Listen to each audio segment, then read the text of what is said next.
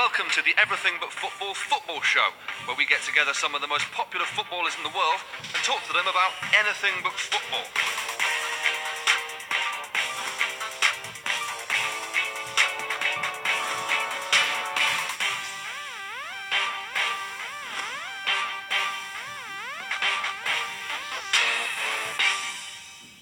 Right, hi guys. Welcome to my mum's house.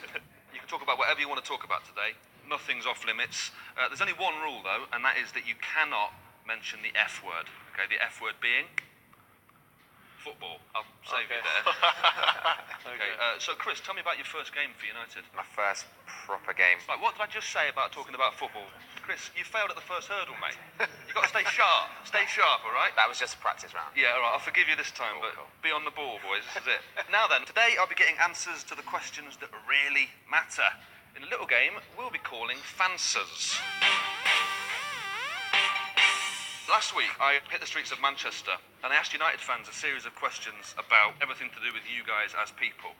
We'll start. First up, I want you to imagine that you're putting together a four-piece boy band made out of players from United. Okay. Chris, we'll start with you. What do you think? Who are you putting forward? I'll go with Wazza, because he's always trying to get the mic if there's ever a chance to sing, so he's often the first one. Rooney's the boy on the microphone. It's only fair that I give him his star role. Would have one front singer, Yeah. who would be Zlatan.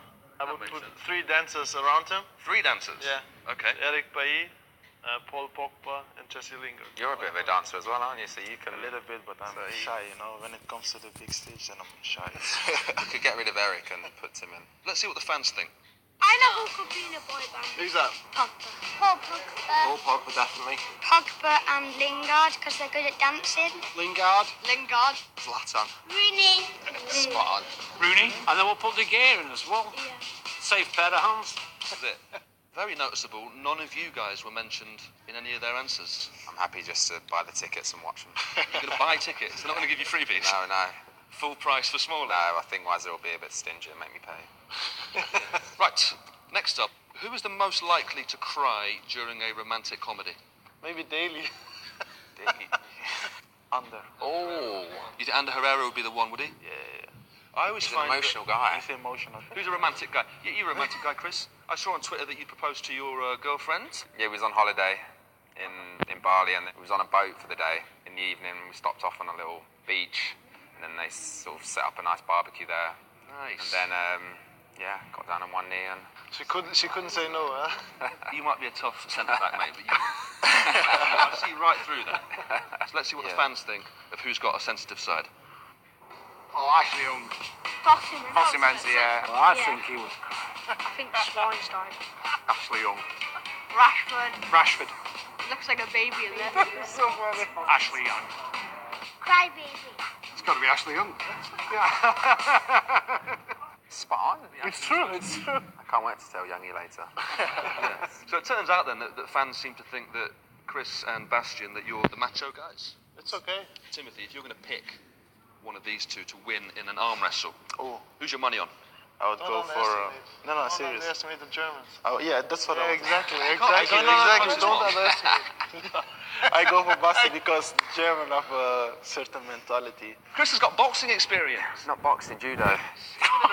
Serious? How long have you done judo for? Probably from about 7. Do we see what the fans think? You think we're in an arm wrestle? Chris Smalling. I think it's Smalling. Schweinsteiger. He's German. Smalling. Schweinsteiger. Smalling. Schweinsteiger. Smalling needs a good breakfast down here. Smalling. Smalling. Well, there's only one way to find out who'd win in an arm wrestle. And that is, of course, to have a game of rock, paper, scissors. This thing. Yeah, this week. Okay, you ready? 1, 2, 3. So I won. 1, 2, 3. Then do it. Okay. 1, 2, 3. What are you doing? 1, 2, 3. Right? Okay, go on. 1, 2, 3. Yes. Okay. Now, guys, I must say we've all had a lot of fun so far. That's undeniable. But it's time to get serious. Okay, so with that in mind, would you rather fight a duck the size of a horse or 100 horses the size of ducks? Chris? I go for the big duck. You just straight out, you're not going to debate this. yeah. I So mean, you can focus on one. I can focus on one, Focus you know? on a big one. I would want to probably focus on one. But also, I think what's scary about this, a duck doesn't chew when it eats. I think it could just swallow you whole. We're all going with the big duck, I think. All right, well, let's see what the fans think. I'm pretty sure a duck wouldn't be that threatening. You've got 100 times size ducks, okay. Giant duck. Yeah. Giant. Tiny horses could like swarm you. I think it'd be easy to do the horses, tiny horses. Tiny You could kick them, horses. couldn't you?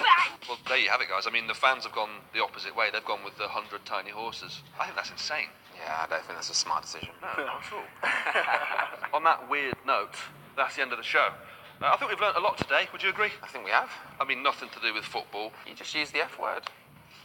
How dare you, Chris? After you coming for me.